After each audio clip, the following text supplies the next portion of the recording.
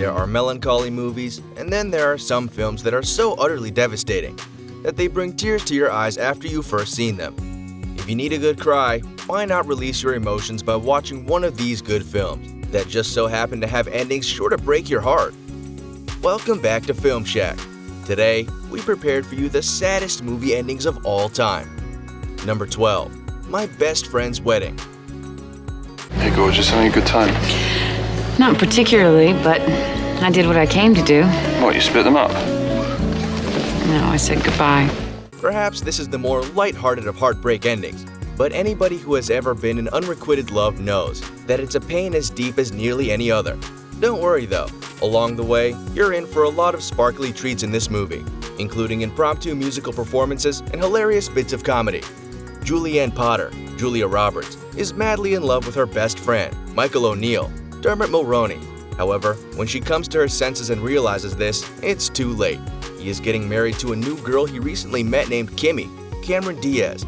This love triangle twists in many ways until we ultimately see a woman in love who realizes her love is so pure that her biggest wish is for happiness for Michael. Number 11, My Life Without Me. So I don't want any more tests if they're not going to save me. Okay, I don't want to be here. I don't want to die here. I will not have the only thing my kids remember about me be a hospital ward. Sarah Polley is a creative genius, whether she's in front of the camera as an actress or behind it as a screenwriter and director. In My Life Without Me, Sarah portrays Anne, a young, hard-working janitor who is raising two little girls with her husband. She lives in a trailer on her mother's property, and life seems to be going by uneventfully. When Anne is suddenly diagnosed with terminal cancer at the age of 23, you don't see the stereotypical melodramatic devastation that is usually shown on screen when something that maudlin occurs. Instead, Anne accepts the news and makes some selfless and selfish choices for how she wants the rest of her life to play out. The new passion she discovers makes the ending all that much harder to take. Number 10, Blue Valentine. What does that mean? Didn't I I don't do know. something? I mean, isn't there something you wanted to do? There's something you want to do? Like when? I don't know. Nobody is going to rush out looking for love after watching Blue Valentine. The stark, dark mood of the movie allows little room for any of the positive aspects of love to shine through. A more fitting title for Blue Valentine would be Depressing as Hell Love Turns to Hate. Somehow, that doesn't have as good a ring to it though. Michelle Williams and Ryan Gosling give stirring performances in their roles as husband and wife, who have really come to loathe one another.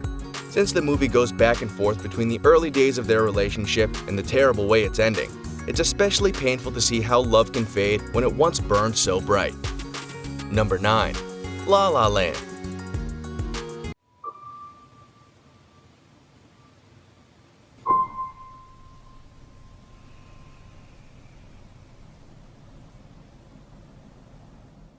True love conquers all. That's one theory. Another is that you cannot truly have everything your heart desires. Some dreams come true, while others don't. It would be impossible for one person to have all their dreams come true. Would it be better to have luck in love with your soulmate or have a much coveted career as a movie star? La La Land appears to be a homage to great movie musicals of years past, but it doesn't give the audience the satisfaction of a traditional happy ending. There is a lot of happiness in the ending. Although the two main characters don't end up together, their wildest career aspirations come true. A poignant scene at the end where they imagine what their life would have been like together will bring tears to anyone who has ever loved deeply and lost that love. Number 8, Alex, The Life of a Child. For a few months, right after she was born, I thought I had everything a man could want. A job I loved, station wagon, color television set that got 8 channels. Jeannie James gives the performance of her fabulous career as a child actress in Alex, The Life of a Child. This touching made-for-television film surely scarred all the kids of the 1980s whose parents let them watch it. It is based on the true story of Alex DeFord, a child who lived in a remarkable way while battling cystic fibrosis. Alex DeFord was only 8 years old when she died from cystic fibrosis, and the heartbreaking film shows how she battled with the disease to the end. However, it also captures something very important. It shows how she lived. She was a little girl full of hope and compassion. She was concerned about hurting her parents, and the relationship between Alex and her dad will make you cry multiple times, especially at the end.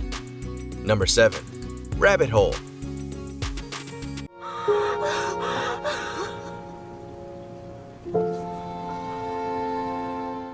losing a child is every parent's worst nightmare. This isn't the agonizing ending of Rabbit Hole, but rather the premise that's established at the start of the film. In this quiet, deep movie that's directed by James Cameron, yet quite a departure from the more lavish productions he's best known for directing. Nicole Kidman, Aaron Eckhart, and Diane West all deserve the critical acclaim they received for their performances in this film. As Becca, Nicole Kidman tries to cope with the loss of her 4-year-old son. She befriends the teen driver who killed him. Their complicated relationship somehow releases her pain, yet the sadness of this ending isn't any great reveal. It's in her slow realization that grief is forever and just the new normal. That's an all too real hard part of reality that's rarely showcased on film, and it is very moving. Number 6. A Star is Born.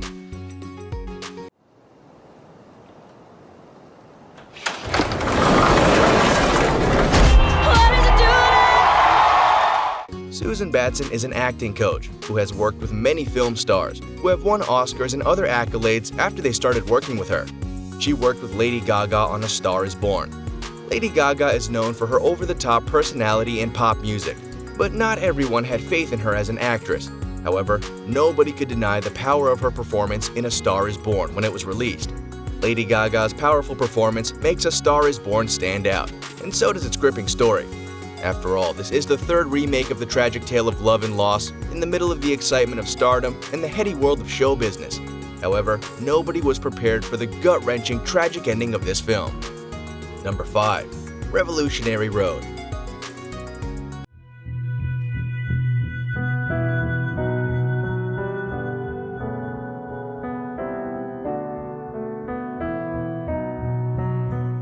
Revolutionary Road is perhaps the only film that paints a starker picture of married suburban life than Blue Valentine. Starring Kate Winslet and Leonardo DiCaprio in their first film together since Titanic, most people were probably not expecting such a grim movie. Sam Mendes had delivered a dark image of suburbia before with American Beauty, but even that had a lighter touch. Although Revolutionary Road isn't a barrel of laughs, it's a good drama, and the characters are fascinating. Although you kind of want to hate the simpering, self-centered husband, Frank, Leonardo DiCaprio. You really can't, because the actor infuses him with such heart and pitifulness that it makes one feel for him. Kate Winslet's character dies after performing an abortion on herself because she won't have her husband's baby, and the movie does not end on any kind of hopeful note. Number 4. Titanic.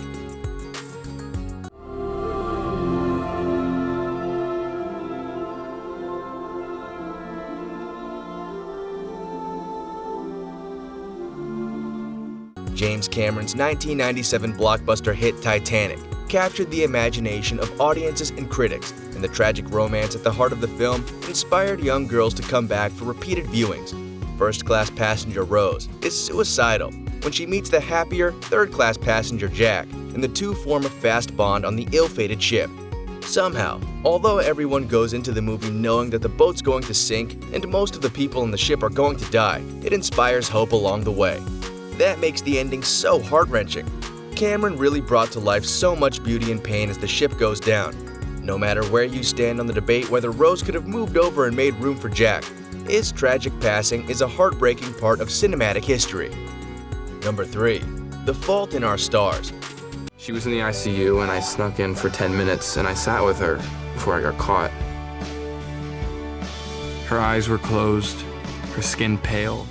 John Green has developed a huge following for his compelling young adult fiction, and The Fault in Our Stars has been called the strongest film adaptation of his work.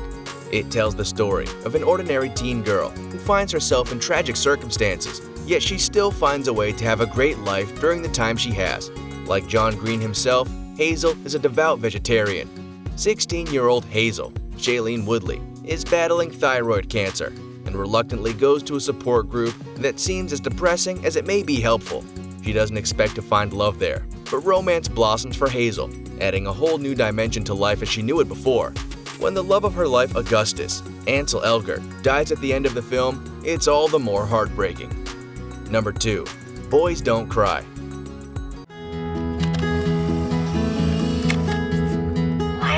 Down here. Brandon. Hate and intolerance are perhaps as visible in modern society as they ever were, and that makes Boys Don't Cry an especially important movie to see now. This 1999 Oscar-winning movie was based on the tragic true story of Brendan Teena, a trans man who was murdered in a grisly hate crime. Hilary Swank won the Oscar in stardom for her remarkable portrayal of Brandon Teena. Brandon receives death threats when ignorant, prejudiced men learn that he is transgender. In a horrific end to the film, not only is Brandon killed, but so is the sweet friend who is trying to hide and protect Brandon. Number 1. $1 Million Baby. It was enough adrenaline to do the job a few times over. We didn't want her going through this again. Some people are born into the families that love them, while others find and choose families who will love and accept them when they're adults. Sometimes the bond between a coach and a special student can be a stronger, more familial bond than the one that exists between blood relatives. That's what happens in $1 Million Baby. Clint Eastwood plays a tough boxing trainer who is reluctant to take on a female boxer named Maggie, Hilary Swank. He ultimately does, and the two form a deep, lasting, and special friendship. The audience sees how important that is to her, when her own mother and sister show they don't care about her at all. When Maggie becomes paralyzed from the neck down and cannot take the misery of her life, it is her coach who helps her commit suicide out of love for her. Believe me, I'm a fairly tough guy, but this movie made me cry more times than I would like to admit. We would like to invite you to share your opinion with us. Do you agree with our list? Don't forget to subscribe to our channel and turn on the notification bell.